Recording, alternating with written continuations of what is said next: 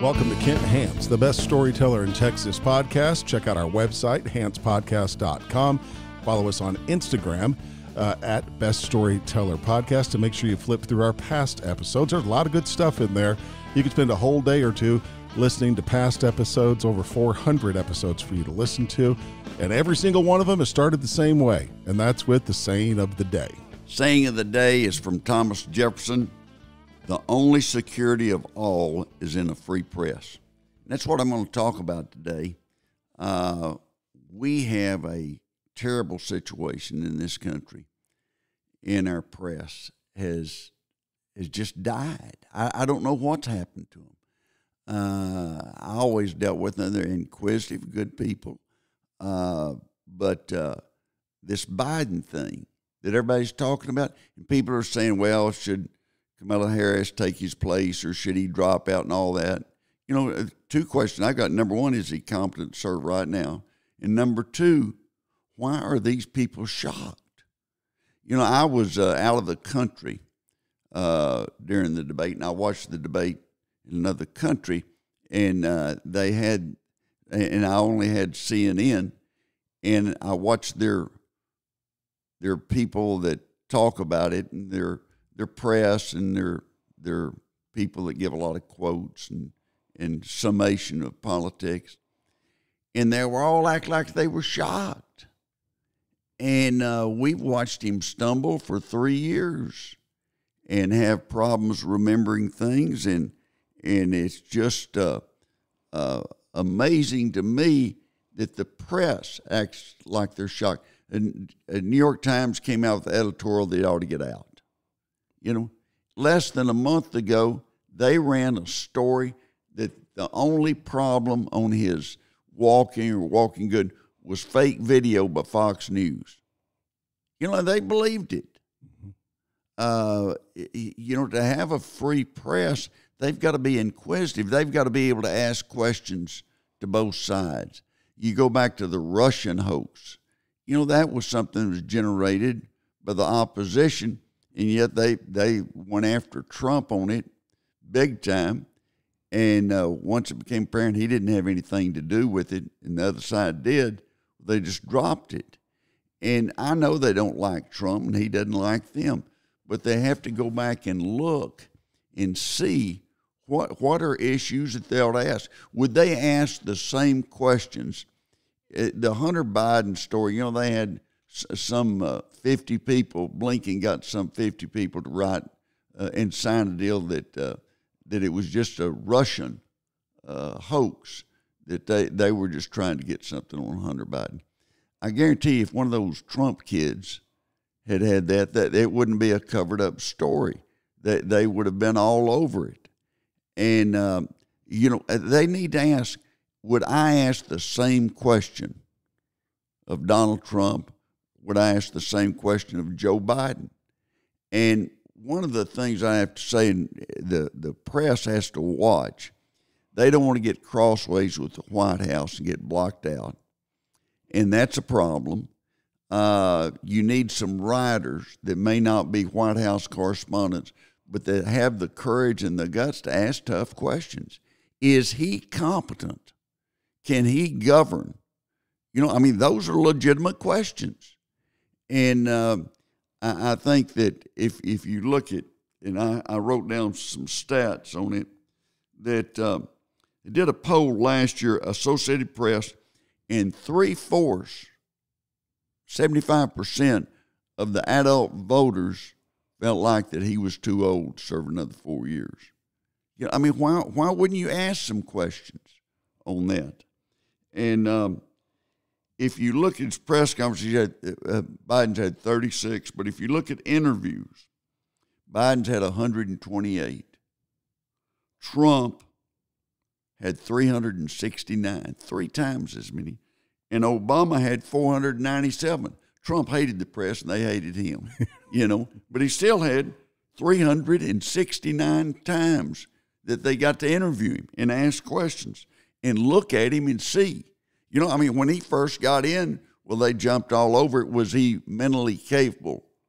Was he mentally alert? And they went through all the tests, and he was. but they've never asked Biden that. And I just worry about when the press, they become an advocate for one side or the other.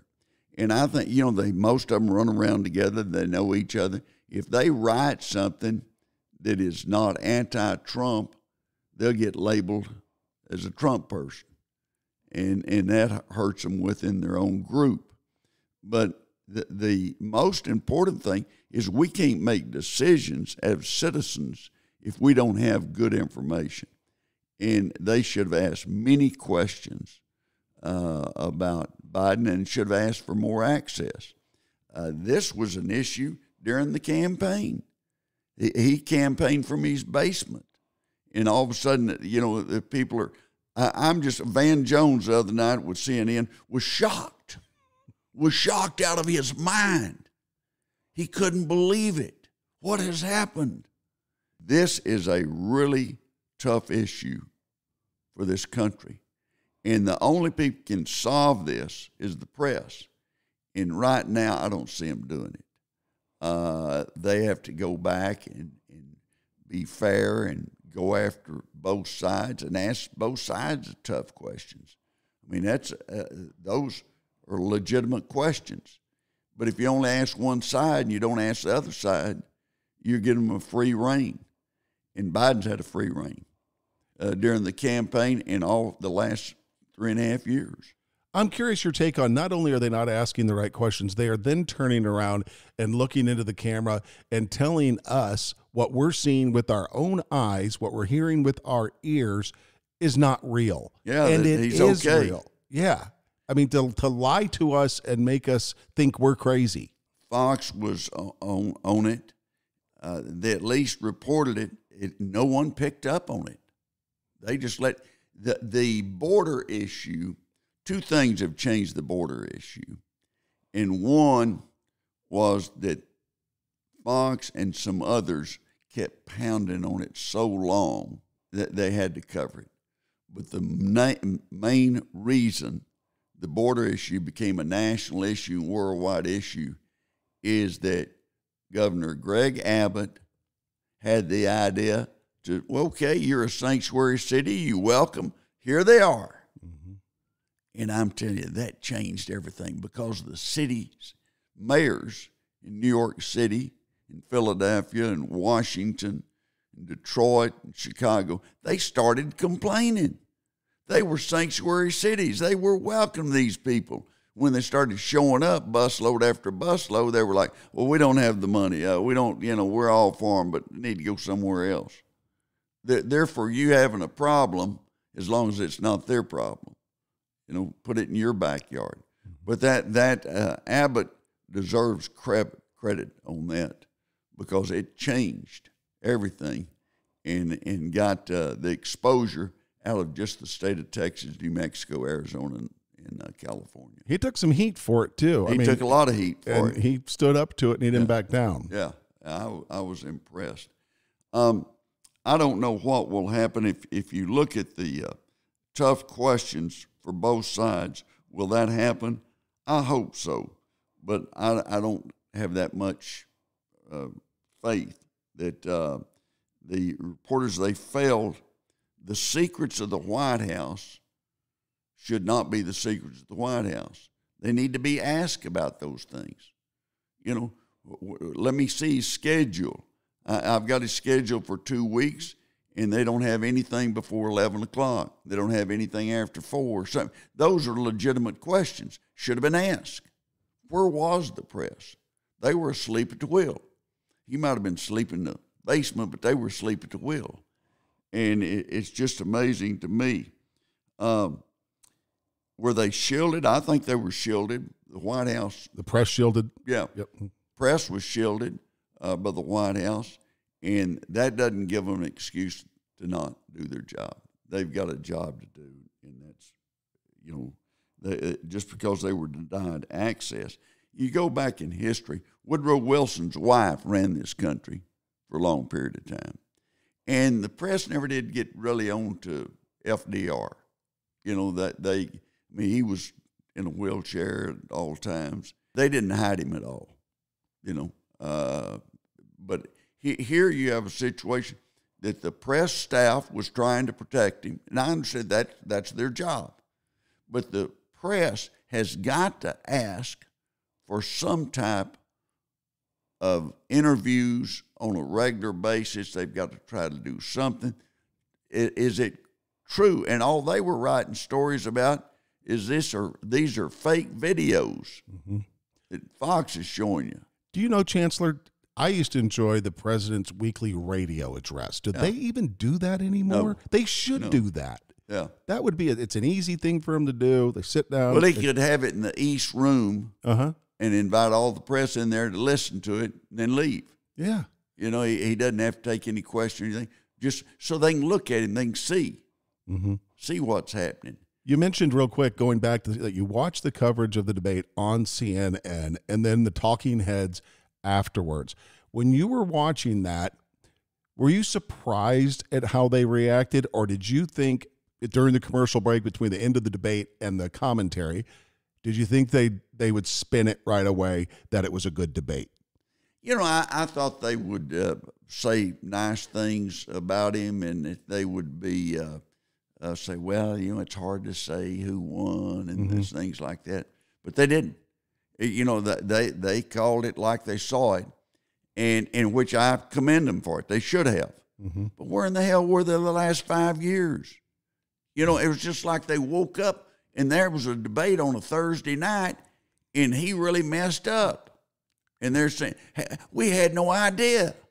How could we have known? And now we've got the cover-up of this. They've got the stumbling. You've got video, you know, where he turns around, he doesn't know where he's going, or somebody has to guide him. And that, is he capable? I don't think the public thinks. What do you think? You know, I tell you what, he's been ruling from his office with the progressives for the last 4 years. And Biden was thought of being a moderate to liberal, not a progressive. But he surrounded himself with the progressives. The Bernie Sanders people didn't win, but they got all their people in there. You know, so they did win. And that he's gone along with what they've said. And so it's been a big swing to the left. And some of these Democrats they're looking at getting reelected to Congress. And so they've got to go back and justify, just like the deal on defund the police. You know, I don't know, most Democrats would, you know, a few of them started out with that, and they had a few more, and then a few more. And then all of a sudden people started watching, and that wasn't doing real good. It wasn't selling, and so they kind of backed away from it. But you know, you go most places in this country and run for Congress, your number one item is defund the police. You know, you're not going to do well. You're not going to do well. You're saying if that's your top priority or message to the people? Yeah, if that's your message, you're going to get beat, and you're going to have a tough race. I just felt like that what's happened, and it's been happening over 20 years, 30 years, that the press not doing their job. And I don't know who can get them to do their job, but they've got to have an examination, a self-examination. Where did we go wrong to completely miss this? Yeah. You know, had no one brought it up? Yeah, they'd brought it up. But do you think they're afraid that if they did bring it up, they would catch the label of conspiracy theorist or a Trump supporter? Which one's worse? They could, but that's not their job. Right. To be for Trump or against Trump. You know, their job is to talk about the issues. The facts. And I read an article the other day, somebody's still writing about January the 6th, but they had facts in there that Trump would have liked. You know, and they had some, I mean, it was somewhat balanced compared to most, but, you know, just getting away, and you don't want to be Pravda. Pravda is the Russian press, and they tell them what to say, and they say it. In the press, there's a lot of people think that's the way it is now. There's a lot of citizens out there. If you go to them, you think that the press is free and fair, they go, hell no. You know, and they've got a duty. Now, some of them, and one of my friend, Scott Pelley, he told me, well, the Democrats think we're not fair either. Let me tell you, there's a big difference there. There's a big difference. They know that one side's going to get looked at, you know, closely, and the other side's not. But the American press, they've got to examine themselves and say, what are we going to do in the future? Are we going to try to be fair, and we're going to try to bring up issues? The guy, people watch that debate and they went, golly, he's you know, making all the calls. I mean, it makes you wonder. We just pulled out of Afghanistan against, you know, when we did, against all the recommendation of the generals. Mm-hmm. You know, was that just a bad moment for him? You know, you got a war going in Ukraine and in Russia. I don't think it would have happened under Trump. They'd have been afraid that he might blow them up or something. I mean, they're a little afraid what he might do. And Hamas, would they have done? I don't know. But these things have to be vetted, and they got to be vetted by professionals that know how to ask the questions.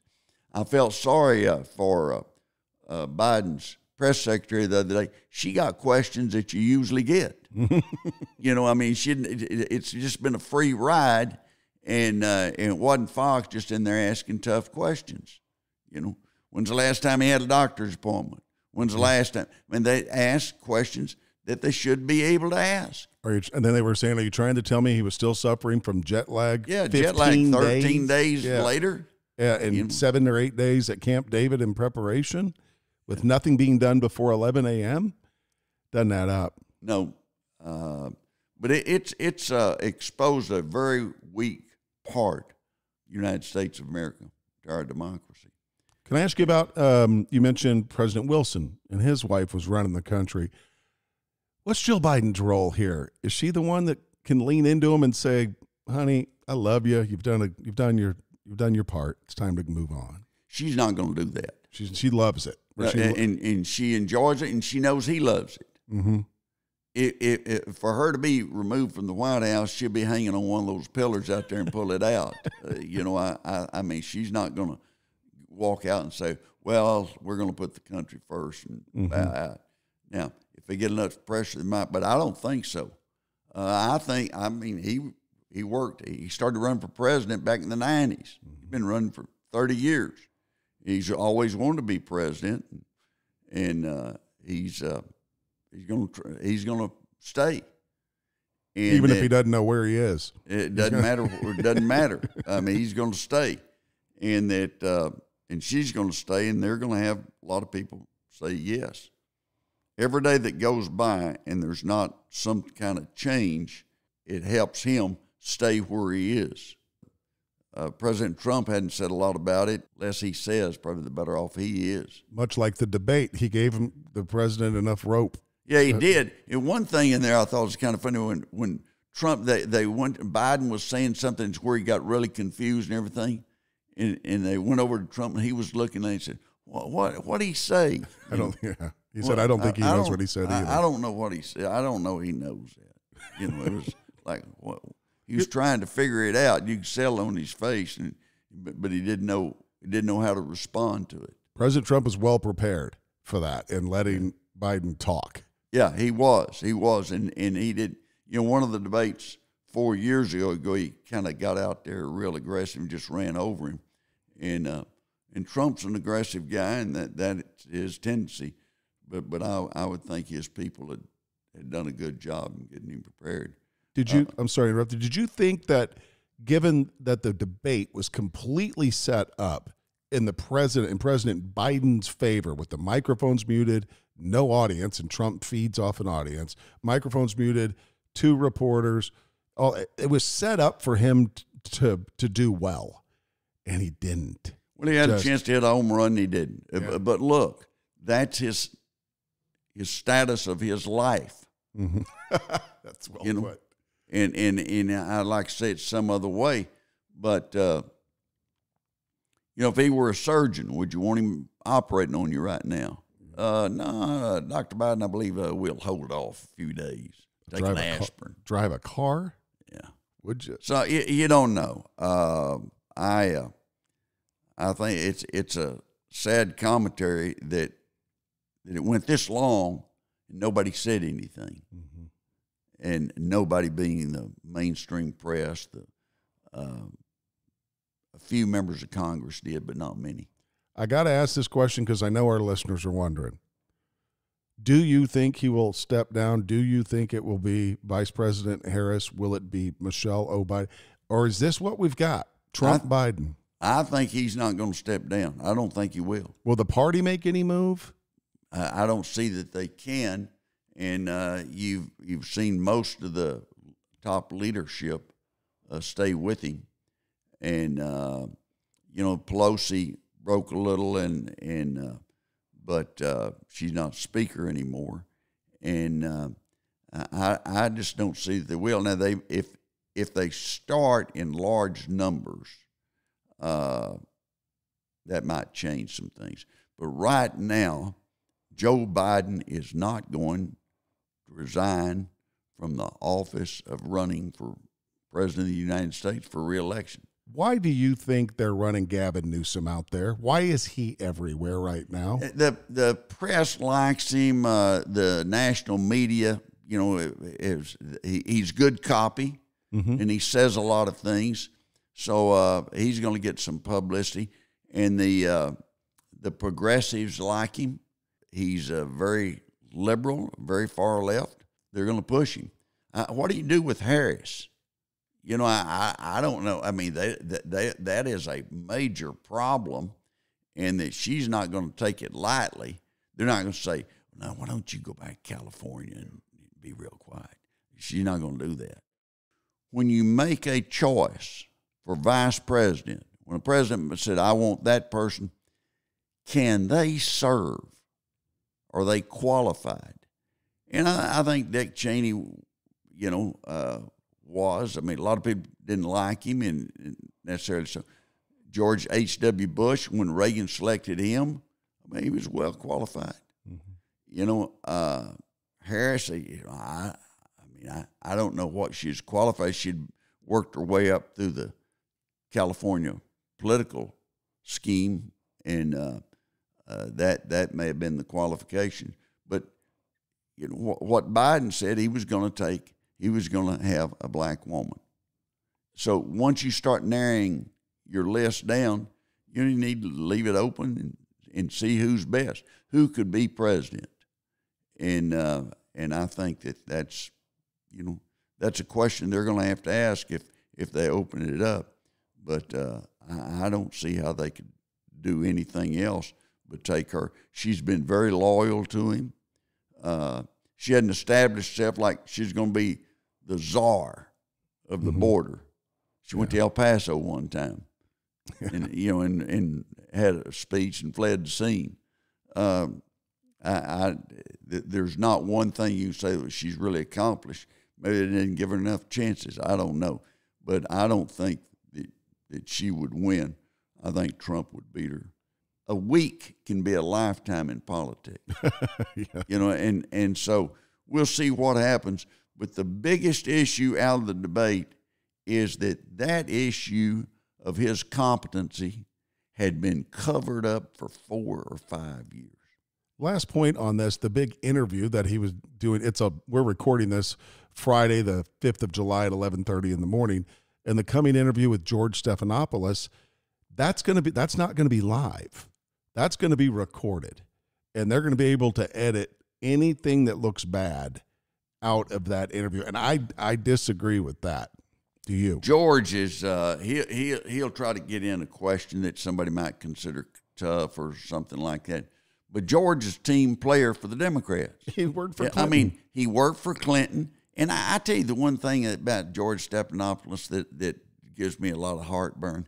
He wrote a bad book about Clinton. I mean, mm-hmm. Clinton made him, mm-hmm. and he turned around and wrote a bad book about him. Yeah. And These people that get appointed to something and then turn around and write a nasty book about somebody, I don't have a lot of sympathy or empathy for them. But do you think that interview should be live, or is it okay recording? Well, it should have been, but it's better than no interview. True. And it'll make others ask questions. But I think for the rest of the year, people are going to ask questions. And they should. And they should have been. To act, so I just was, the talking heads on that Thursday night were shocked. What is that? He messed up a couple of sentences, Yeah. He looked frail. He all these things that people have been talking about. The general public thought it was a bigger issue than the gurus in Washington. And I'll say this, I know a lot of people have been in the press, and the editor's got to tell a reporter, get out there and write something. Go get that story. What happened to editors? And they say, look, they're showing video. It shows him kind of stumbling along and everything, taking baby steps. What's the deal on that? Go find out. Is that doctored film? Is that a fake video? If not, let me know. Find out. And no one said anything. They just kept going on down the road. I saw a deal the other day that said that the Gen Zers, the people born between 97 and 2013, that they get their source of news is from TikTok. And I was like, what? And that's where they're getting the news. And they were born between 97 and 2013. Which is run by the CCP. Yeah, it's run by the Chinese. That's where they're getting the news. What are they going to tell us today? It's just amazing to me. We also had somebody wrote a note, wanted me to talk about some. Greece has gone to a 6-day work week. Mm-hmm. And everybody's been talking about going to a 4-day work week. Greece said, hey, we'll beat you and we'll get out there and go for 6. If you look at they're putting in more hours than Japan or the United States. They usually lead the pack in those regards. But I was just surprised to see it. No one in the European Union does 6. The United States doesn't, and so it was pretty unusual. They've got so much debt, and they're trying to be productive and make some money. I think that's probably the reason they encourage that. But that's going to be a big change to see how that goes, because most people are trying to look at the possibility of going to 4 days. Ozempic is a weight loss drug, and they got a warning last week that it not only helps you lose weight, but it can make you go blind. And that way, well, if you go blind, you wouldn't see how big you were, But that became a big controversy all of a sudden. And also there was a survey on dating apps if people trusted the pictures. No, they don't trust the pictures. They know better than that. One of my friends made the billionaire list, and he got a lot of women that wrote him and sent him pictures, and he got 2 that had the same picture. It was a model. It was a picture of some model.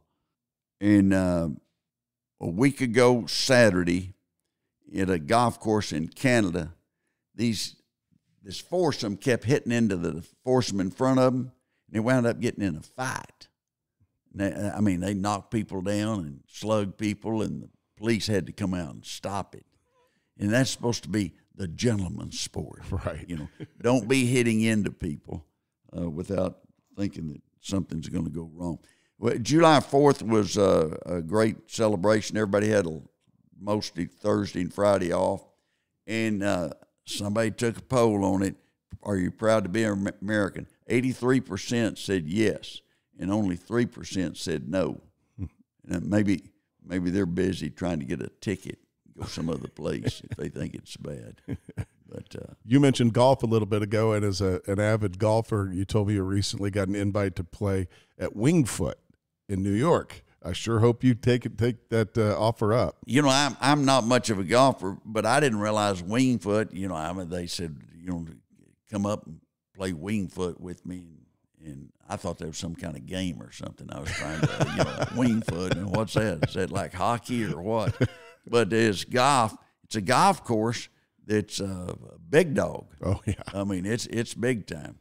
So I'm gonna have to go up there and play a little golf at Wingfoot. Boy, you got to tell me about it because that's on my list of. I've played a lot of great golf courses, but never Wingfoot, and that'd be a dream come true. I got invited to go to Augusta to play. Did you? And I couldn't go and didn't. Oh. And I've told several people that, and they'd say, well, "You're an idiot for not doing it." I'd never call you an idiot, but in this case, I might because you get an invitation to play at Augusta, you go. Yeah. That's on the list. Well, I know you've got a friend, or probably a couple friends that are members at Augusta National. Got three guys that are good friends of mine, Texas Tech guys, Ed Whitaker and Jim Sal and Wayne Isom. And they can take people with them, and they take the Texas Tech golf team. Mm-hmm. And that's used as a recruiting tool, I guess. It's genius. To get to go down there and play golf. I mean, every golfer's dream is to play at Augusta. Mm-hmm. That's a great recruit. Jim Nance mentioned that during the Masters this year. He did. When Ludwig Adberg was on top of the leaderboard, he said an alumni, he didn't say Mr. Whitaker's name, and he said brings the golf team here once a year. And I was like, boy, every high school golfer that heard that said, I'm going to Texas Tech. Their ears are going to perk up. You look at Texas Tech and University of Texas, the state of Texas has turned out through the various schools a lot of great golfers, including Houston and A&M. Oh, yeah. Others. And by the way, Texas Tech did a wonderful job displaying their new partnership with Adidas this week and how I saw the video of the helicopter taking the tarp off of the field. Yeah. What a home run. Whoever in the social media department or whoever organized that should get a pat on the back because that was genius. Really cool. The guy in charge of sports information at Texas Tech is Robert Giovanetti, who worked for me when I was chancellor, and is a very creative guy, very smart guy. It was cool. Yeah. It was really cool. Patrick Mahomes, I mean, he wanted Texas Tech to get in the Adidas family, and he pushed on that, pushed both sides, and it worked out. How do those deals work out? Who pays who on those deals? Well, I mean, it's a long story. Sometime I ought to get one of our athletic directors, one of the schools in Texas, and we ought to do an interview with them. That would be great. Last week, I got a lot of comments back on Gary Peterson. People really enjoyed that. Here's a guy that he always said, I was a C student, and has he done well or what? Oh, he has. And he had a great story to tell, and he's very humble and very pleased that he's had the opportunity to do what he's done. If you haven't heard that episode, make sure you go back and listen to it. It was last Monday's episode. You want to wrap up with your saying of the day? Thomas Jefferson had the saying of the day, the only freedom is free press.